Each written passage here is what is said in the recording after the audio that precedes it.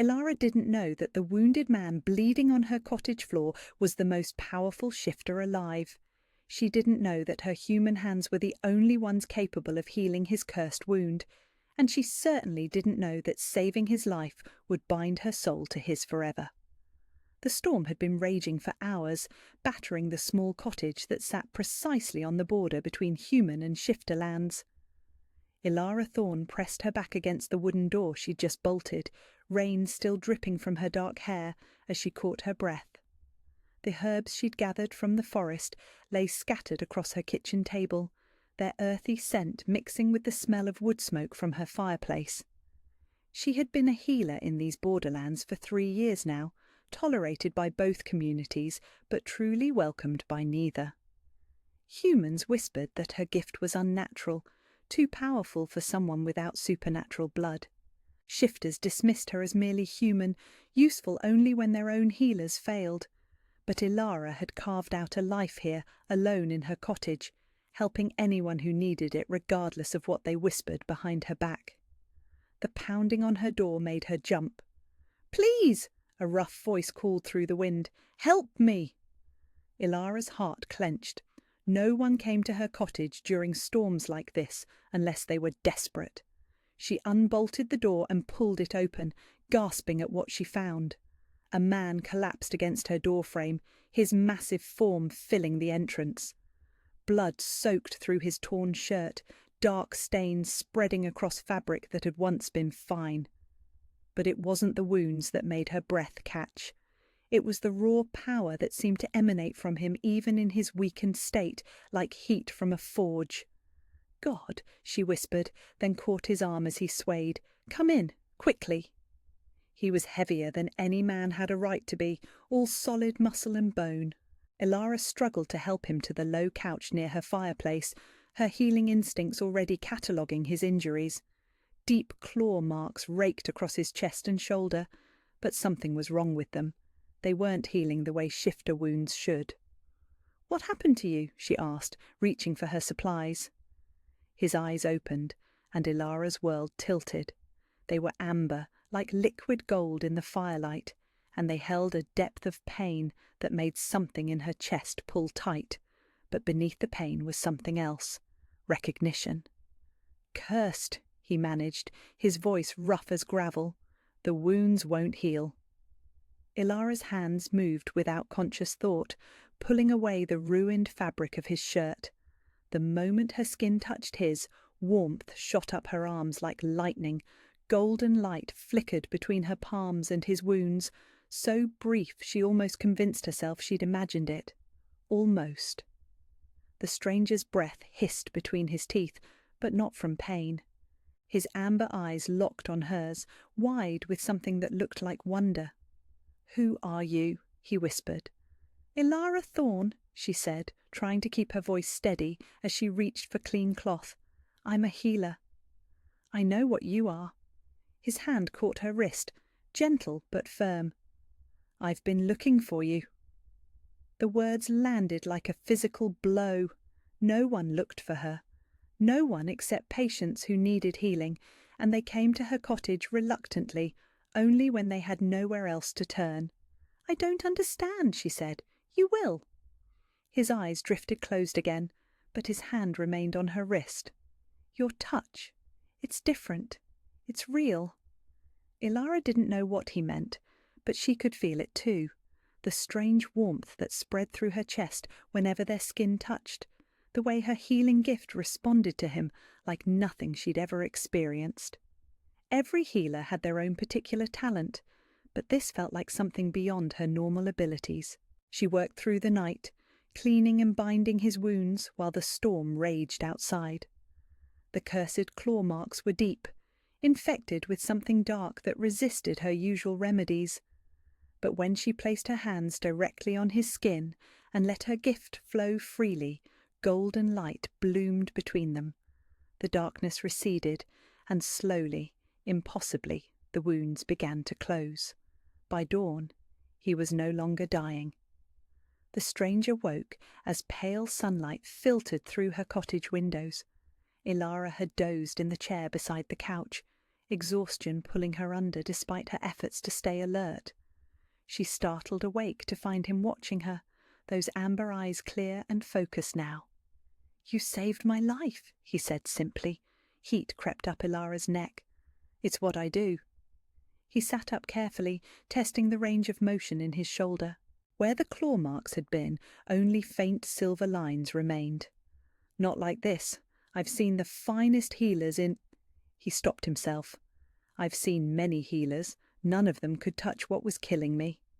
"What was it?" Ilara asked. "The curse, I mean. I've never felt anything like it." Something dark passed across his features. "A gift from an enemy. Slow death, designed to be untreatable." He looked at her with an intensity that made her stomach flutter. "You're the first person whose touch actually healed it." Ilara busied herself tidying her supplies, unsettled by the weight of his stare. "I'm glad I could help." "What's your name?" she asked when she realized he hadn't offered it. A pause, then, "Demon."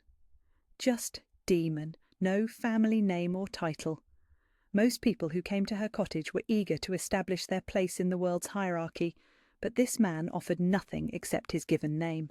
"Well, Demon," she said, "you're welcome to rest here as long as you need, but I should warn you, I live alone and I keep to myself.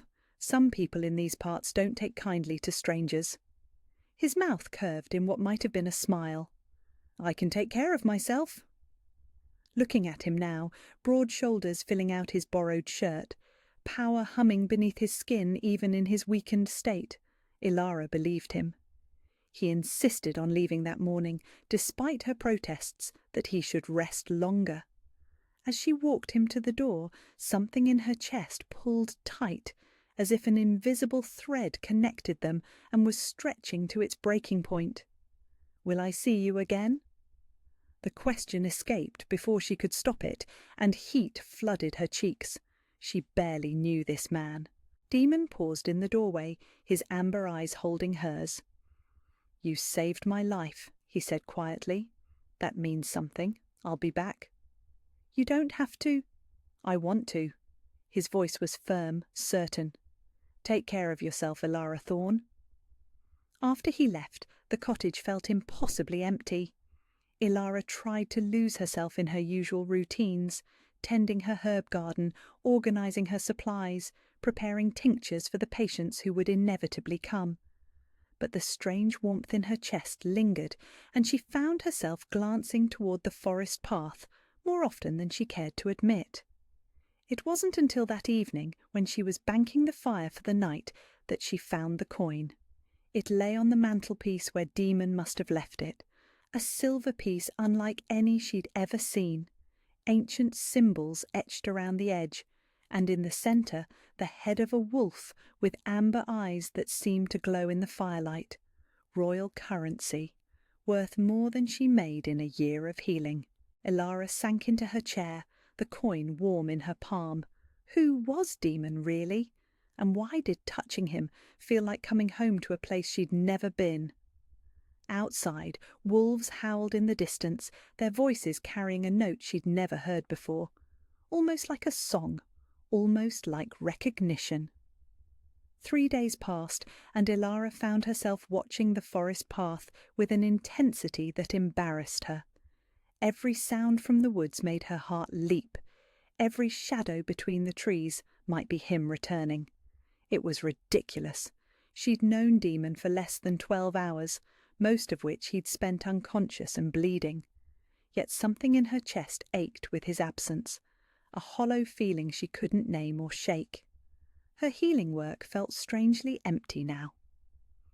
When old Henrik came with his arthritic hands, she provided the usual willow bark tea and gentle warmth from her gift. But the golden light that had flowed so freely with Demon's touch remained frustratingly dormant. It was as if that part of her power had gone to sleep, waiting for something she couldn't identify. "You're distracted today," Henrik observed, flexing his fingers as the pain receded. "Everything all right, lass?" "Fine," Ilara lied, turning away to organise herbs that didn't need organising. "Just tired." Henrik's knowing look made her cheeks burn, but he said nothing more before leaving with a grateful nod and a handful of coppers.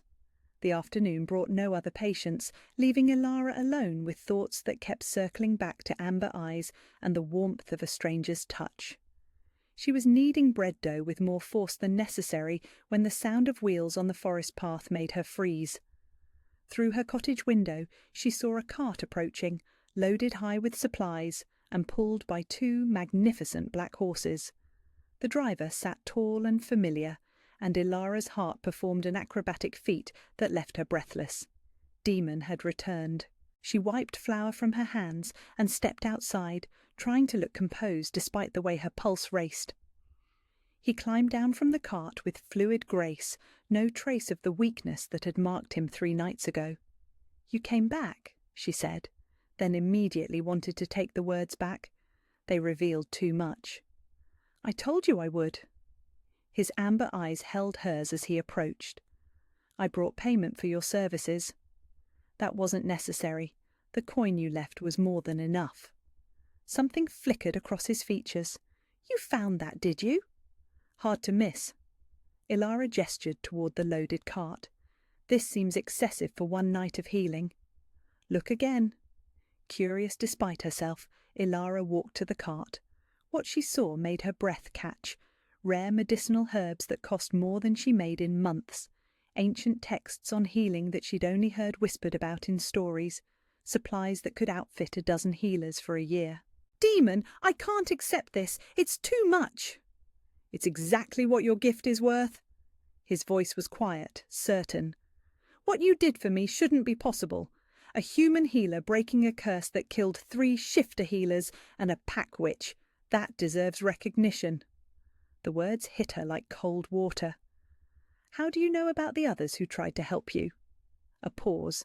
Then Demon began unloading crates with careful precision. "Help me carry these inside. We should talk." They worked in silence, carrying the impossible bounty into her small cottage. When the last crate was stacked in her main room, Demon turned to face her fully. "I owe you honesty," he said. "I haven't been entirely truthful about who I am." Ilara's stomach clenched. She'd known, somewhere deep down, that a man like Demon didn't simply wander the borderlands.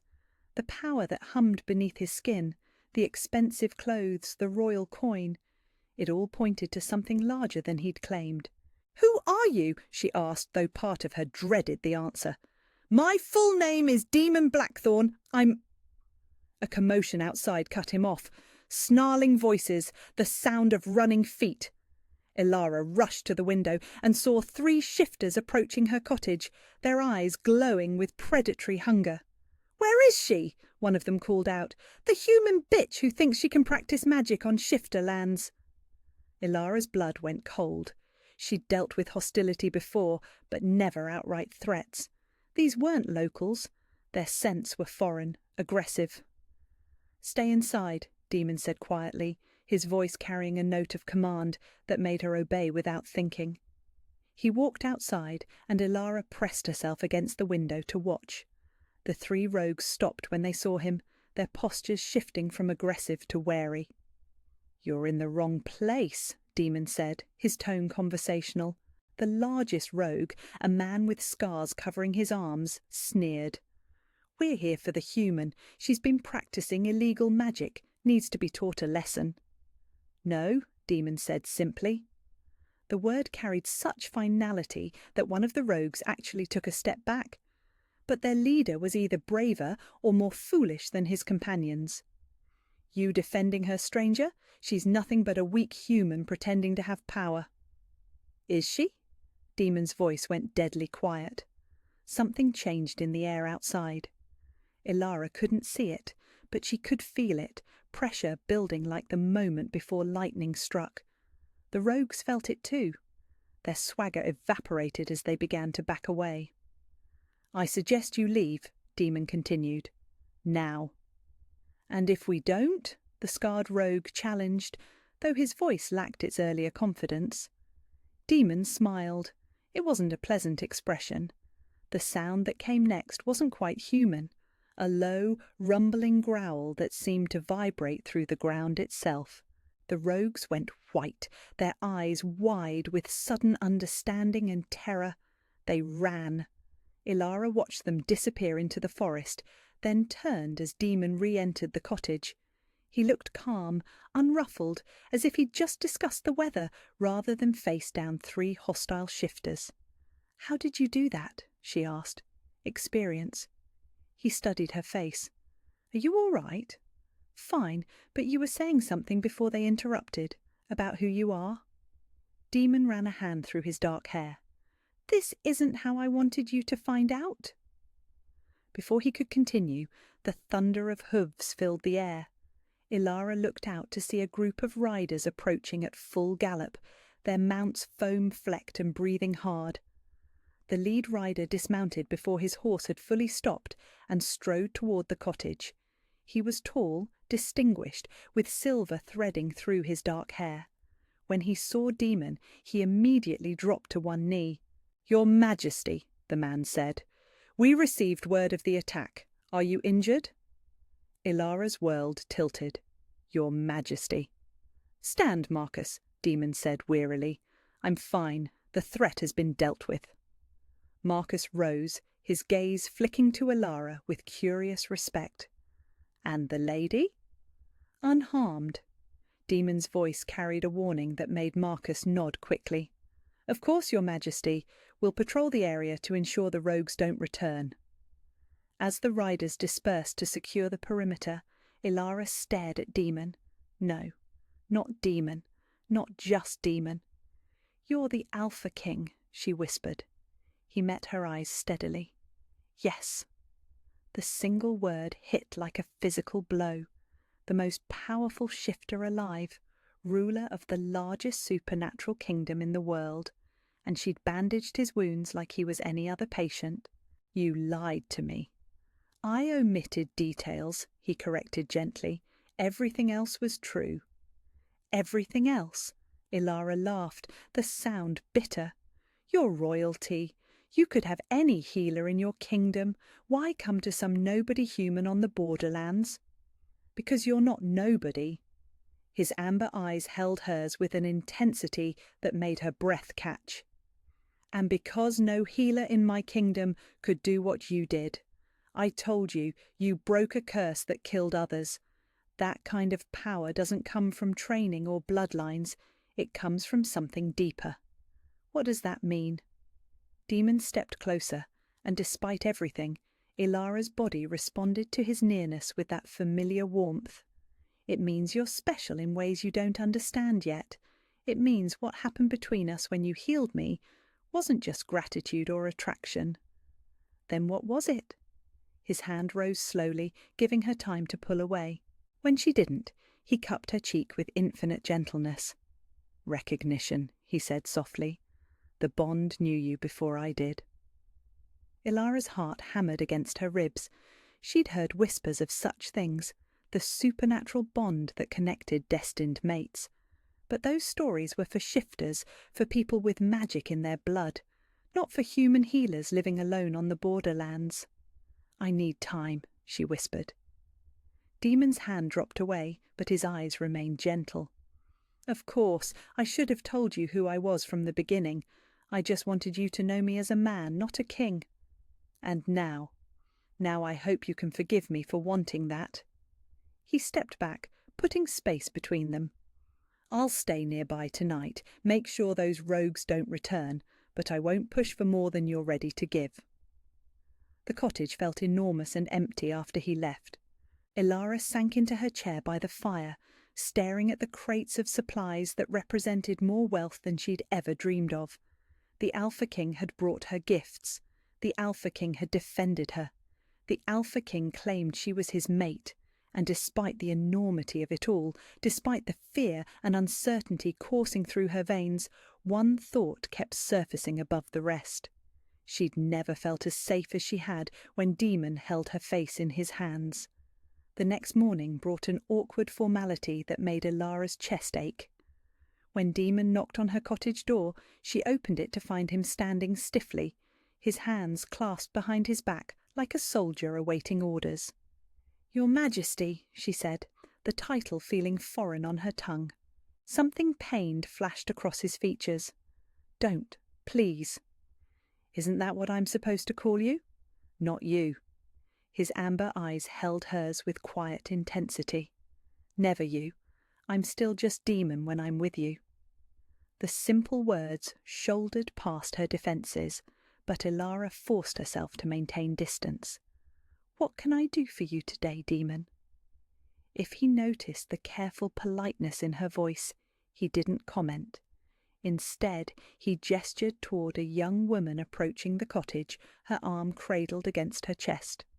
"Sarah twisted her wrist yesterday," he said. "Her mother sent her here for healing." Ilara blinked. In 3 years of living on the borderlands, she'd never had the Alpha King escort patients to her door. The absurdity of it struck her speechless. "Of course," she managed. "Bring her in."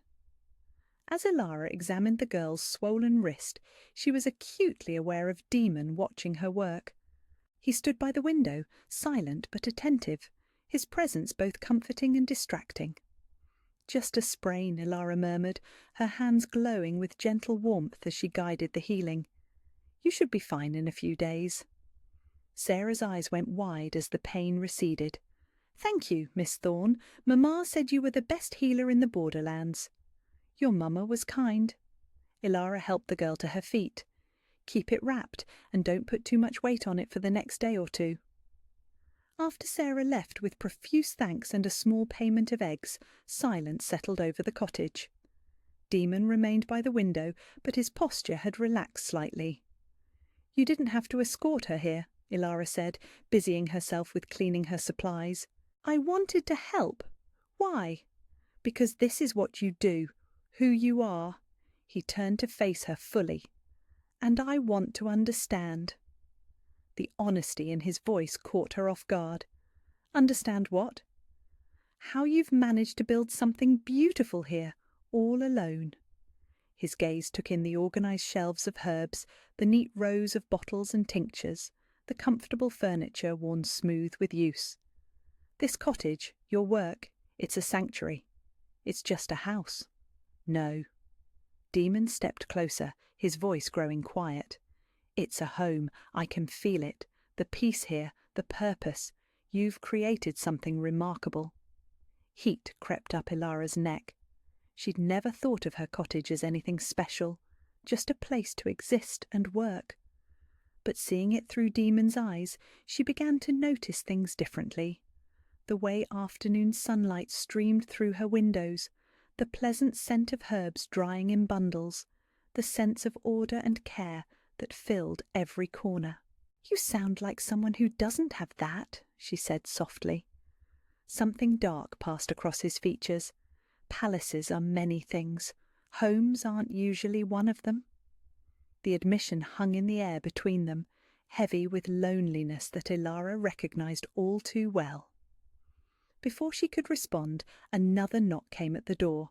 The rest of the morning brought a steady stream of patients, more than Ilara usually saw in a week. Word had spread quickly that she had a protector, and people who'd been too nervous to seek out the human healer now felt safe enough to approach. Demon helped without being asked.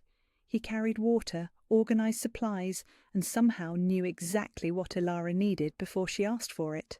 When old Henrik returned with his grandson sporting a nasty cut from a farming accident, Demon held the boy still while Ilara cleaned and sealed the wound with her gift. "You're good at this," she observed as they worked together. "I've spent time in healing halls," Demon replied. "Kings see a lot of battlefield medicine." There was weight behind those words, stories of violence and loss that he carried like scars. Ilara found herself studying his profile as they worked, noting the fine lines around his eyes that spoke of responsibility shouldered too young. By afternoon, the flow of patients had slowed. Ilara was organising payment coins when Demon spoke from across the room. "The curse that nearly killed me," he said quietly. "It was meant to be slow, painful, a message." Ilara's hands stilled. What kind of message? The kind that comes from enemies who want to watch you suffer before you die. His voice remained carefully neutral, but she could see the tension in his shoulders. A witch in the shadow courts perfected it specifically for me. Said it would take months, maybe years. Each day a little weaker, a little more pain, until eventually I wouldn't have the strength to shift anymore. That's why other healers couldn't help, Ilara realized. It wasn't just a wound. It was designed to resist treatment. Every healer I consulted said the same thing. The magic was too specific, too personal. It had to run its course. Demon turned to face her, his amber eyes holding depths of pain she was only beginning to understand. I was dying. Ilara, really dying, and then you touched me and everything changed. The golden warmth that had flowed between them that first night suddenly made more sense. Not just healing, but something deeper, something that recognized what others had missed. "Why are you telling me this?" she asked. "Because I want you to understand what your gift means, what you mean." He stepped closer, his voice dropping to barely above a whisper. "I've been searching for someone who could heal that curse for 8 months. I'd almost given up hope when I heard rumors about a human healer on the borderlands who could work miracles. I don't work miracles. You saved my life when no one else could. If that's not a miracle, what is?" Ilara set down the coins, her hands trembling slightly. "You came looking for me specifically?" "Yes." "And the attack that brought you to my door?" "Real enough, but I was already on my way here when it happened." Demon's mouth curved in a rueful smile. Sometimes fate has a sense of timing. The honesty was overwhelming. Ilara had spent 3 years believing herself forgotten by the world, useful only when desperation drove people to her door. The idea that someone had actively sought her out, had hoped for her help, was almost too much to process. "I need some air," she said abruptly. She walked to her small garden behind the cottage, breathing deeply as evening air filled her lungs. The vegetables she planted were growing well, their green shoots reaching toward the fading sunlight. This garden, like everything else in her life, she tended alone. Footsteps on the grass behind her announced Demon's presence, but he didn't speak immediately. He simply stood there, giving her space to think. "I was left at the monastery of St. Lucia when I was 3 days old," Ilara said finally. "The monks found me at their gates with a note pinned to my blanket. Please help her. I cannot." Demon remained silent, but she could feel his attention like a physical thing. "The monastery sat right on the border between human and shifter territories," she continued. "The monks were trying to build bridges between both communities, so they took in children from either side. I grew up thinking I was just human, but my healing gift manifested early, too strong for a normal human child. The monks taught you to use it." "Brother Marcus did. He was the only one who wasn't afraid of what I could do." Ilara knelt beside her tomato plants, pulling weeds more to keep her hands busy than because they needed it. "He said I was a bridge, like the monastery itself, someone who could help both communities." "What happened to him?" Pain lanced through her chest. "Fever took him when I was 16. The other monks were kind, but they never understood my gift the way he did, and the communities we served." She trailed off, the old hurt still sharp. "They were suspicious," Demon guessed. "Humans thought I was too powerful to be trusted. Shifters thought I was too weak to matter." Ilara's hands stilled in the soil. "When I turned 18, I left the monastery, found this cottage, started helping people on my own terms." Alone. The single word carried such understanding that Ilara's throat tightened. "Alone," she agreed. Demon moved closer, lowering himself to sit beside her in the garden. His presence was warm and steady, like sunlight on her skin. "I was crowned when I was 19, he said quietly. "My father died in battle, sudden and violent. One day I was a prince learning statecraft, the next I was a king responsible for millions of lives." Ilara glanced at him, noting the way his hands clenched in the grass. "Everyone expected me to be him," Demon continued, "to lead the same way, make the same choices. But I wasn't him. I was barely more than a boy trying to hold together a kingdom that felt too big for my hands. You seem to have managed well enough. Have I?" His smile was bitter. 12 years on the throne, and I've never felt like I belonged there.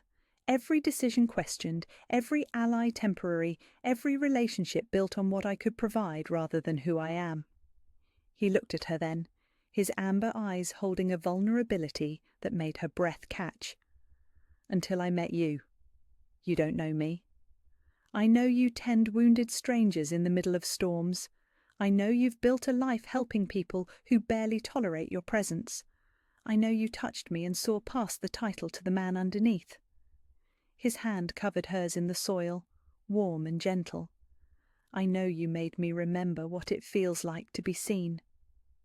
The golden warmth bloomed between them again, that strange connection that seemed to recognize something deeper than attraction. Ilara stared at their joined hands, mesmerized by the way her gift responded to his touch. "This bond you mentioned," she said softly. "What does it mean exactly?" "For shifters, it means finding the person whose soul complements yours, the one you're meant to build a life with." Demon's thumb brushed across her knuckles. "But you're human. I don't know how it works for you, or if it works at all." "It feels like something," Ilara admitted. "When you're near, when we touch, like a piece of me that was missing just slotted into place." "Then maybe it doesn't matter what you are," Demon said. "Maybe what matters is what we could be." They sat in comfortable silence as stars began to appear overhead. For the first time since learning Demon's true identity, Ilara felt the tension in her chest ease. He wasn't just the Alpha King in this moment. He was a man who understood loneliness, who'd seen something in her that no one else had bothered to look for. "Stay for dinner?" she asked impulsively. Demon's smile was radiant. "I'd like that very much."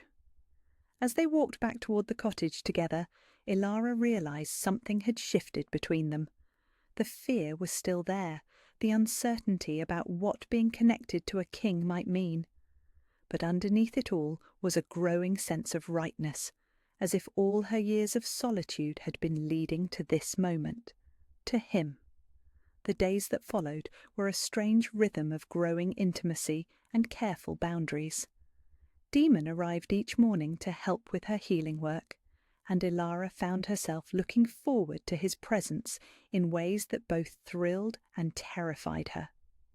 He was patient with her uncertainty, never pushing for more than she was ready to give, but the bond between them strengthened with every shared glance, every accidental touch. On the 5th morning, everything changed. Marcus arrived before dawn, his horse lathered with sweat and his face grim. Ilara heard the urgent knocking and emerged from her cottage to find Demon already speaking with his guard captain in low, tense voices. "What's happening?" she asked, wrapping her shawl tighter against the morning chill. Demon turned to her, and the expression on his face made her blood run cold. "Border attacks," he said quietly. 3 settlements hit in the past 2 days. The enemy is moving faster than we anticipated. The same ones who cursed you? They're allies." Marcus stepped forward, his weathered face etched with concern. "Your Majesty, the Council is convening emergency sessions. Your presence is required immediately." Ilara's stomach clenched. She'd known this moment would come eventually, when Demon's real life would intrude on the peaceful bubble they'd created here. But she hadn't expected it to feel like losing something precious. "Of course," Demon said. "Ready the horses?" "Already done, sir." Demon turned back to Ilara, his amber eyes holding regret and something deeper, fear for her safety. "I have to go." "I know," she forced a smile. "Be careful." "Ilara?" His voice dropped, urgent. "Come with me." The words hit her like a physical blow. "What?" "The attacks aren't random. The enemy knows about you now, about what you did for me." His hands found her shoulders, grip gentle but firm. "This cottage isn't safe anymore. I can't just leave. My patients, my work—" "Your patients will be protected. I'll station guards throughout the borderlands." Demon's eyes searched hers desperately. "But I need to know you're safe. I need you with me." The raw honesty in his voice nearly undid her resolve, but the idea of leaving her sanctuary, Her carefully ordered life, to enter the world of supernatural politics and royal courts, made her chest tight with panic. "I don't belong in your world, demon. You belong with me." His thumbs brushed across her cheekbones with infinite tenderness. "Wherever that is." Marcus cleared his throat. "Your Majesty, we need to leave within the hour." Demon's jaw clenched, but he didn't take his eyes off Ilara. "Please, trust me." The word trust hung between them, weighted with everything they'd shared and everything they hadn't yet dared to name. Ilara thought of the golden warmth that flowed between them, of the way he'd helped with her healing work without judgment, of the vulnerability he'd shared in her garden. "All right," she whispered. Relief flooded Demon's features. "Thank you." The journey to the capital took most of the day, riding hard through forests that grew increasingly manicured as they approached the heart of shifter territory. Ilara had never travelled this far from the borderlands, and the sheer scale of Demon's kingdom overwhelmed her. Towns gave way to cities, small holdings to vast estates, until finally the royal capital rose before them like something from a dream. The palace was impossibly beautiful, white stone and soaring towers, gardens that seemed to flow like water around the base of the walls, but as their party rode through the gates, Ilara felt more like an intruder than a guest. "It's magnificent," she said softly. "It's a cage," Demon replied, his voice flat. "Beautiful, comfortable, but still a cage." She understood what he meant as they dismounted in the courtyard. Servants appeared immediately, bowing and scraping, calling him "Your Majesty" with every breath. The man who had helped her tend wounded farmers this morning disappeared behind layers of protocol and deference. "The council is waiting," Marcus informed them. "Emergency session in the war room." Demon's hand found the small of Ilara's back, steadying her. "You'll stay with me." "I shouldn't. You're under my protection now. Where I go, you go." His voice carried the absolute authority of a king, and Ilara realized this was what command looked like when Demon stopped holding back. The war room was enormous, dominated by a circular table, surrounded by chairs that held some of the most powerful supernatural beings Ilara had ever seen. Shifters, witches, fae, all of them turning to stare as she entered beside Demon. The silence was deafening. "Your Majesty!" An elderly shifter with silver hair spoke first, rising from his seat. "We weren't expecting a guest." "Lord Vance," Demon acknowledged coolly. "May I present Ilara Thorne, healer of the borderlands and my personal advisor on frontier affairs." Ilara's breath caught at the title. Personal advisor. It was more diplomatic than human who saved my life, but it still felt like a shield against the suspicious stares surrounding them. "A human," Lord Vance observed, his tone carefully neutral. "How interesting." "Very interesting," agreed a woman with pointed ears and violet eyes. "Fae," Ilara realized. "I didn't realize we were consulting humans on matters of supernatural security." Heat crept up Ilara's neck, but Demon's hand pressed gently against her back, steadying her. "Ilara has unique insights into borderland communities," he said evenly. "Her perspective will be valuable." "If you say so, Your Majesty." Lord Vance's tone suggested he thought no such thing. "Shall we begin?" The next hour was a masterclass in political manoeuvring disguised as military strategy. Maps were spread across the table, reports delivered in crisp, efficient tones. The border attacks weren't random raids, they were probing strikes, testing defences while gathering intelligence. "They're looking for something," concluded a witch with silver-streaked hair. "Or someone." Ilara felt eyes turning toward her and resisted the urge to shrink in her chair. She'd suspected this meeting would eventually circle back to her, but the reality of being the centre of attention for so many powerful beings was overwhelming. "The healer," Lord Vance said, confirming her fears. "They must know about what she did for you, Your Majesty. Her unusual abilities." "My abilities aren't unusual," Ilara said quietly. They're just different." "Different how?" the Fey woman asked, leaning forward with predatory interest. Ilara glanced at Demon, who nodded encouragingly. "I can heal wounds that resist other forms of treatment. Curses specifically." "Impressive," Lord Vance said, though his tone suggested otherwise. "And you learned this where? Which coven trained you?" "I'm self-taught." A ripple of disbelief went around the table. Self-taught humans didn't develop the kind of power Demon had described. It simply didn't happen. "Fascinating," the witch murmured. "And you claim to have broken the Shadow Court's death curse?" "I didn't claim anything. I just healed someone who was hurt." "Someone who happened to be the Alpha King?" Lord Vance pointed out. "How convenient." The implication hung in the air like poison. Ilara's hands clenched in her lap as she realized what he was suggesting, that she'd somehow orchestrated the whole thing, manipulated events for her own gain. "Careful, Vance." Demon's voice carried a warning that made several council members shift nervously. "I'm simply pointing out the remarkable coincidence, Your Majesty. A human with unprecedented healing abilities just happens to be in the right place at the right time to save your life. Some might call that fate. Others might call it planning." Ilara's chest tightened with humiliation and rising anger. "You think I arranged to be attacked by the Shadow Courts? I think you're a human in a room full of your betters, presuming to offer advice on matters you couldn't possibly understand." Lord Vance's mask of politeness finally slipped, revealing the contempt beneath. "At best, you're a useful tool. At worst, you're a security risk we can't afford." "That's enough," Demon said, his voice going deadly quiet. But Lord Vance was beyond caring about his king's displeasure. "She has no business here, Your Majesty. We discuss war strategy, matters of life and death for our people. She's just a human." The phrase hit like a slap, carrying all the dismissal and prejudice Ilara had faced her entire life. Just a human, not worthy of respect or consideration, useful only when others had exhausted better options.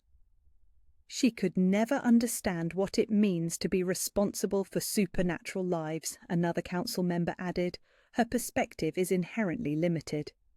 "Limited by what?" Ilara asked, her voice steadier than she felt. "By your nature," Lord Vance replied bluntly. "You're not one of us. You never could be. Even if you possess some minor healing ability, you lack the fundamental understanding of what it means to be supernatural. You're an outsider, and outsiders don't belong in rooms where real decisions are made." The words landed like physical blows, each one reinforcing what Ilara had always suspected about her place in the world.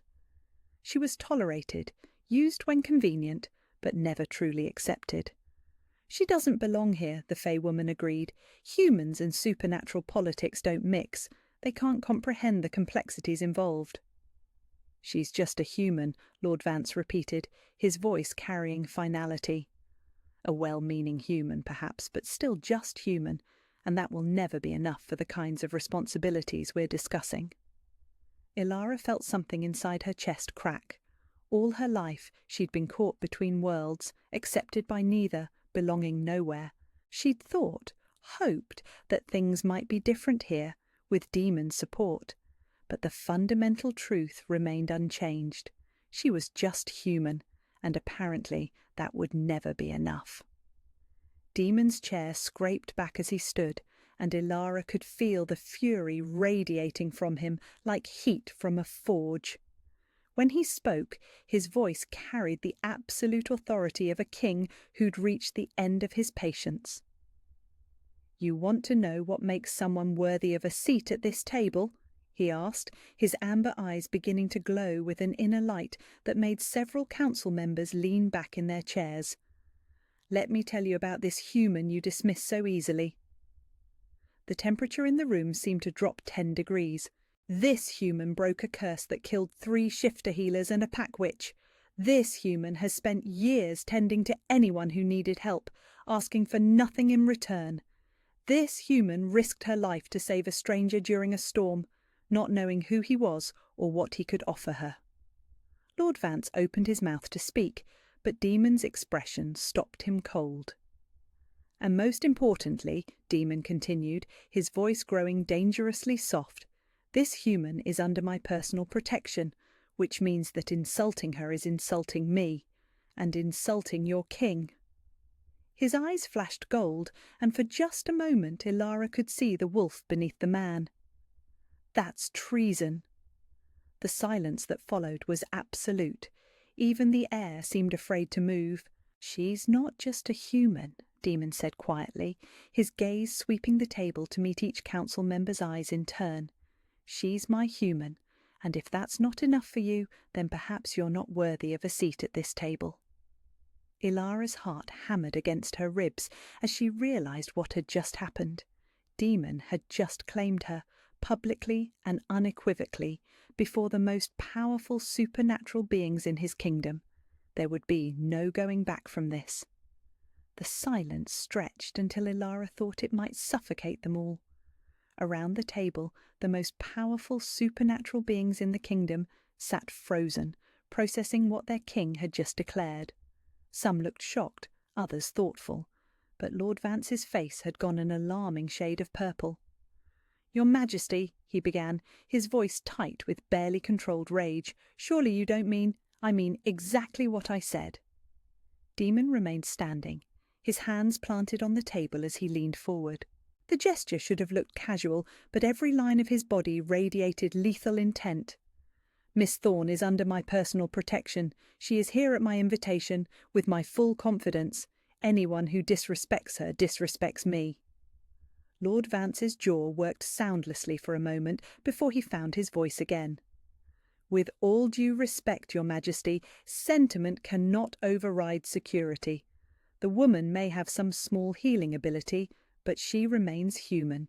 She cannot comprehend the complexities of supernatural warfare, the delicate balance of power between the courts. Her presence here compromises our ability to discuss matters openly." "What matters?" Demon's voice went dangerously soft. "The matters where you've spent the last hour questioning her loyalty, her intelligence, and her right to exist in the same room as you." A muscle ticked in Lord Vance's cheek. "I question her suitability for discussions of this magnitude. There's a difference." "Is there?" Demon straightened slowly, and Ilara could see golden light beginning to flicker behind his amber eyes.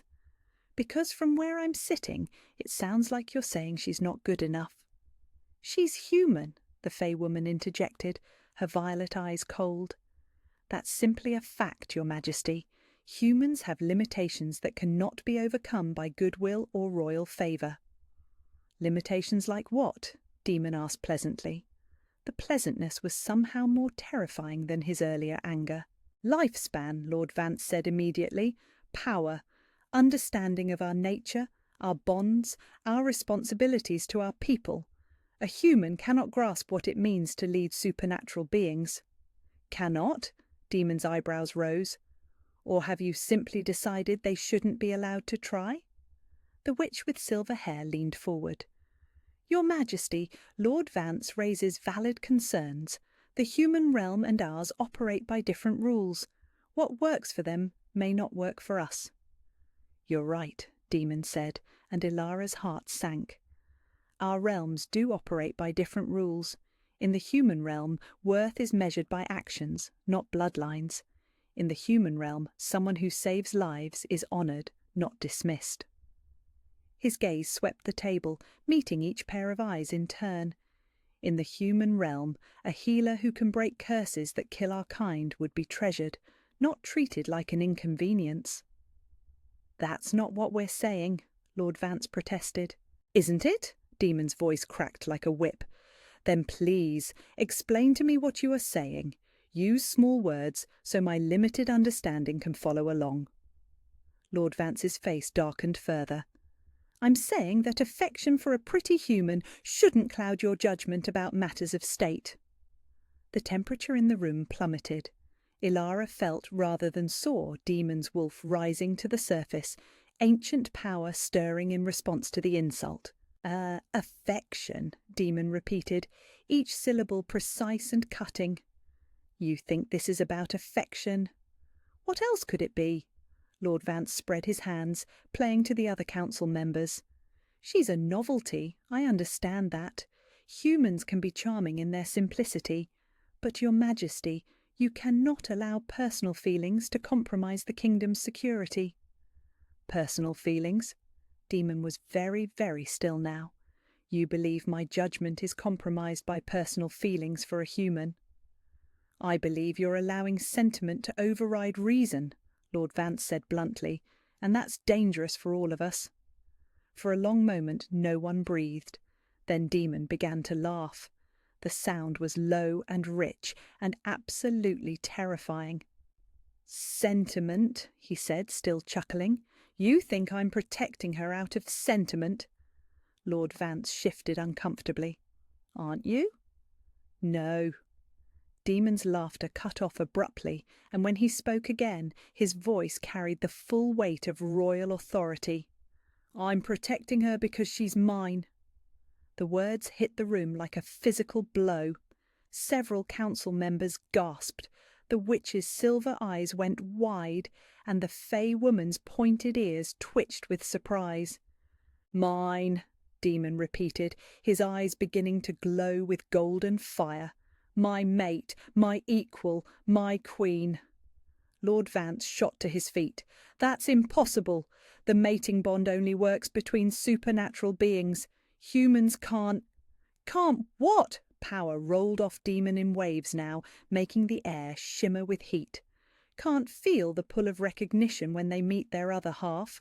Can't heal wounds that our kind cannot. Can't matter as much as anyone else in this room. He moved around the table with fluid grace, each step deliberate and predatory. You want to talk about what humans can't do? Let me tell you what this human did. She saved my life when the finest healers in my kingdom failed. She opened her home to a stranger without asking for payment or position. She spent years building bridges between our peoples while you've spent years building walls. Lord Vance backed away as Demon approached, but there was nowhere to go in the circular room. And you, Demon continued, his voice dropping to a lethal whisper, you want to dismiss her because she's just human, as if her humanity makes her less than you, as if the courage it takes to heal enemies as well as friends means nothing, as if the strength required to survive alone in the borderlands is somehow inferior to the strength that comes from supernatural gifts. Your Majesty, Lord Vance tried to interrupt, I'm not finished. The words rang with command, and Lord Vance's mouth snapped shut. You called her just human, as if that's an insult, as if being human diminishes her worth. But let me ask you something, Vance. When was the last time you risked your life for someone you didn't know? When was the last time you offered healing to someone who couldn't pay? When was the last time you showed the kind of courage this just human shows every single day? Silence. That's what I thought. Demon's eyes blazed brighter. So here's what's going to happen. You're going to apologise to my mate for your disrespect. You're going to acknowledge her right to be here, and then you're going to listen when she speaks, because her insights are worth more than your prejudices. I will not, Lord Vance began. You will.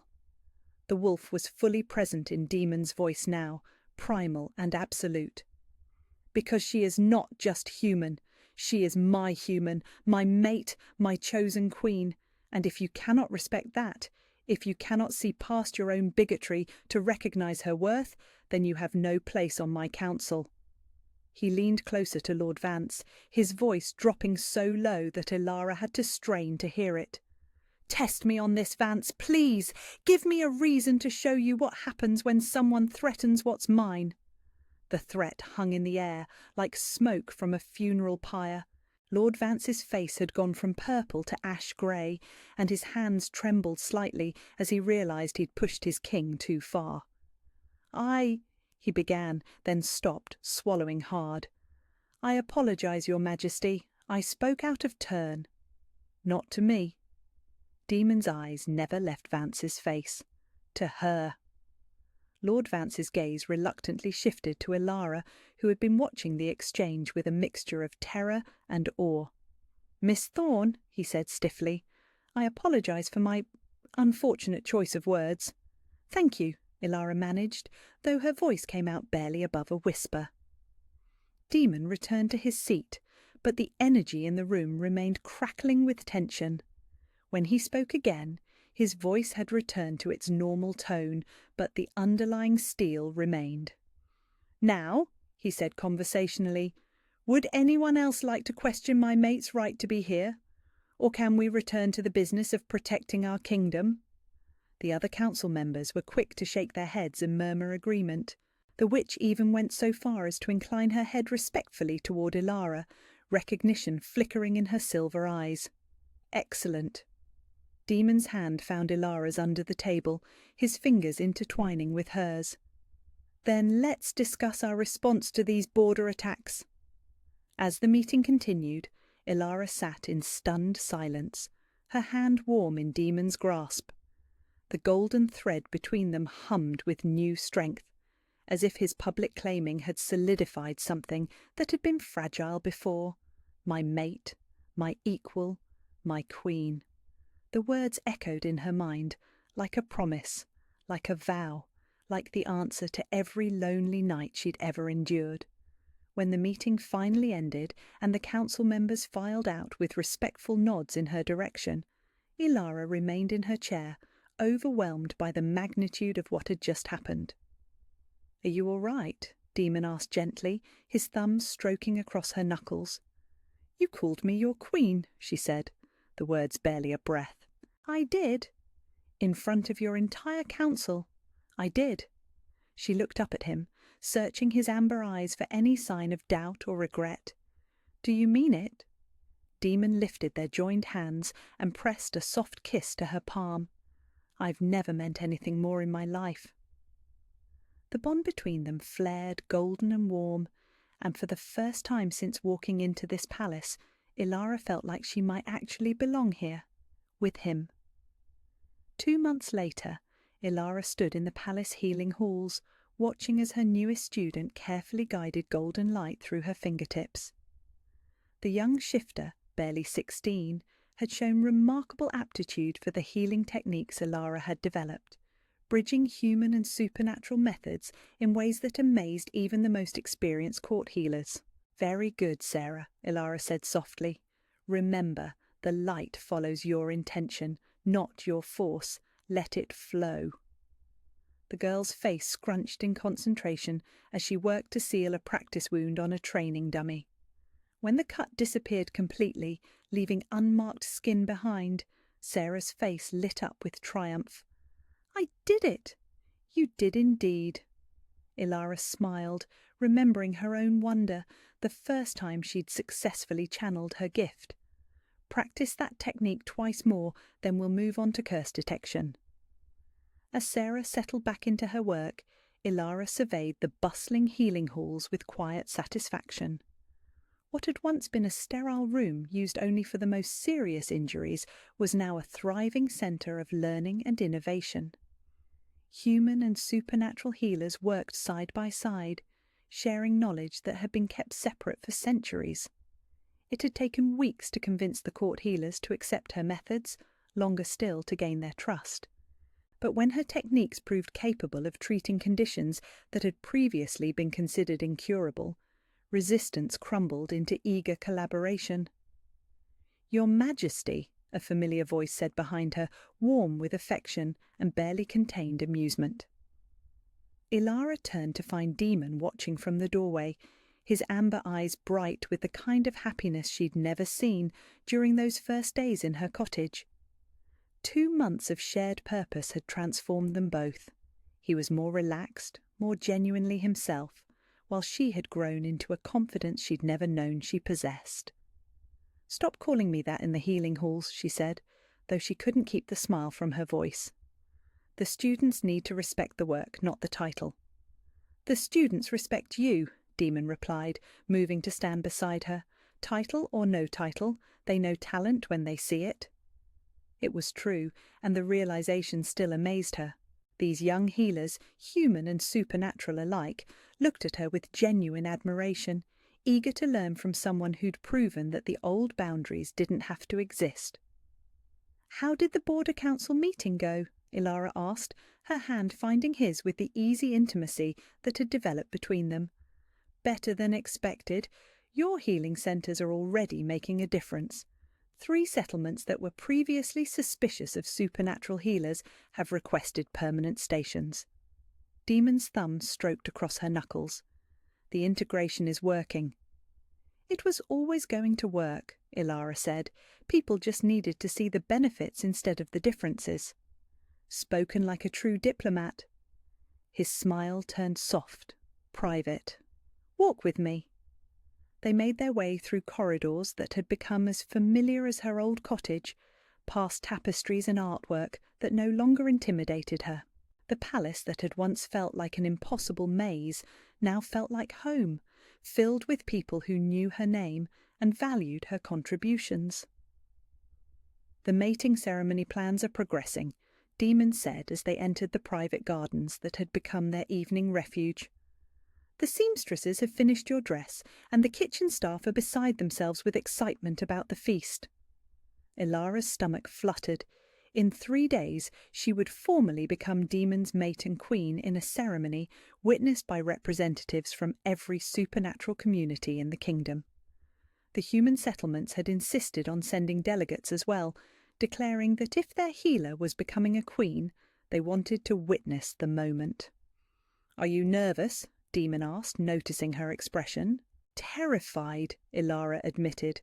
"What if I'm not ready? What if I make a mistake during the ceremony? What if—" Demon stopped walking and turned to face her fully, his hands coming up to frame her face with infinite gentleness.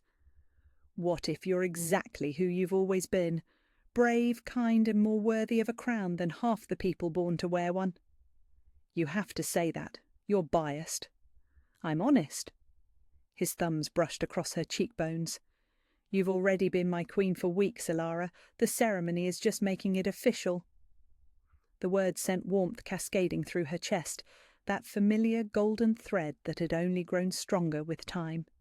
She still marvelled at how completely her life had changed, how the lonely healer who'd once believed herself unwanted had become someone with purpose, with family, with a future that stretched bright before her. "I love you," she said, the words still feeling new and precious on her tongue. Demon's smile was radiant. "I love you too, more than I thought possible." They continued their walk in comfortable silence, following paths that wound between flowering trees and crystal fountains. This garden had become their sanctuary, the place where they came to shed the weight of royal duties and simply exist as themselves. "I've been thinking," Demon said, as they settled on their favourite bench beside a pond filled with golden fish, "about expanding the Healing Centre programme to the outer territories. The mountain communities." Ilara's eyes lit up. "That would be incredible. Those settlements have been isolated for decades." "Exactly, and you've proven that integration is possible, that humans and supernaturals can work together when they have common cause." His arm slipped around her waist, drawing her closer. "I want you to lead the initiative, design the programme, choose the healers, establish the protocols." The offer took her breath away. "You want me to build healing centres across the entire kingdom?" "I want you to heal the kingdom," Demon said simply, "the same way you healed me." Tears pricked at Ilara's eyes as she considered the magnitude of what he was offering. Not just the chance to expand her work, but the trust that came with it, the recognition that her vision for integration and cooperation could transform an entire realm. "It would take years," she said. "We have years. We have forever." The certainty in his voice made her heart race. Forever. It was a concept she'd never dared to dream about before Demon, but now it felt as natural as breathing. The border territories first, she decided, then the mountain communities, then the coastal regions. We'll need training programs for local healers, supply chains for rare herbs, communication networks for sharing techniques.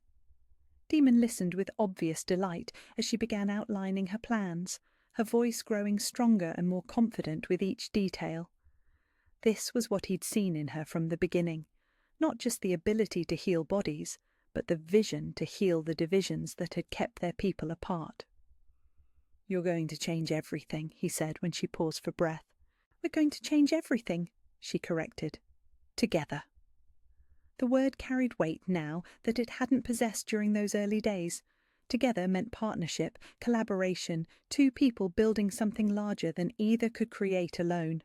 Together meant she was no longer the isolated healer, treating patients who barely tolerated her presence. Together meant she belonged. As if reading her thoughts, Demon's hand found the pendant at her throat. A golden wolf with amber eyes that marked her as his mate.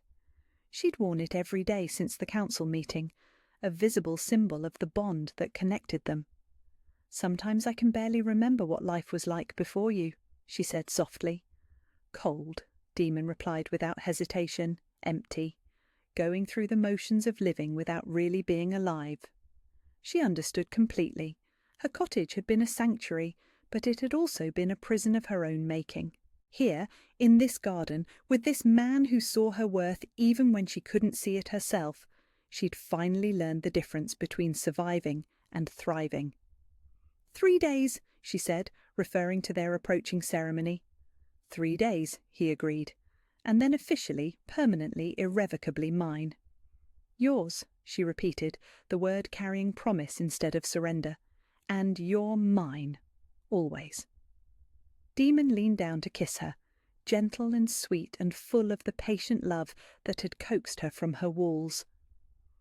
When they broke apart, the sun was setting behind the palace towers, painting the sky in shades of gold that matched the bond humming between them. "Come," Demon said, rising and offering his hand.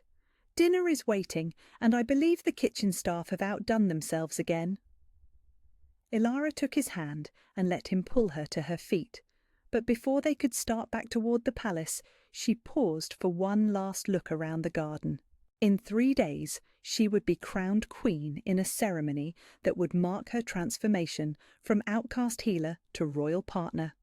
But the real transformation had already happened in quiet moments like this, when she could simply be herself with someone who loved every part of her. "Ready?" Demon asked. Ilara squeezed his hand, feeling the golden warmth of their bond pulse, with contentment and anticipation for the future they would build together.